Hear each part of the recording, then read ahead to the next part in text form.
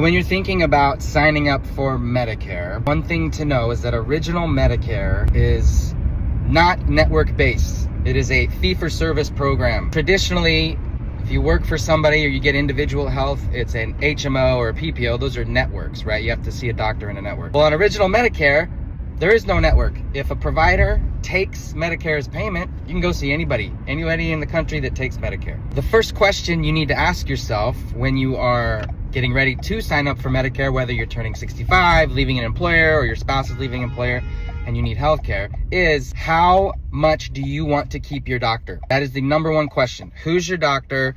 Do you care if you get a new one, or do you have to have this doctor? Because not every doctor is part of every network, right?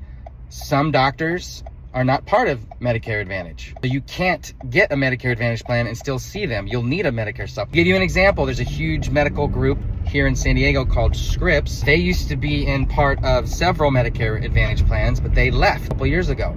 So now the only way that you can access that medical group and those doctors is through a Medicare supplement plan. So it really just depends on whether or not you absolutely have to have the same doctor that you've been seeing, or if you're open to seeing a new one. A lot of people don't like change. A lot of people like having the same doctor that knows them personally. They've seen them for years. So it's a big question, right?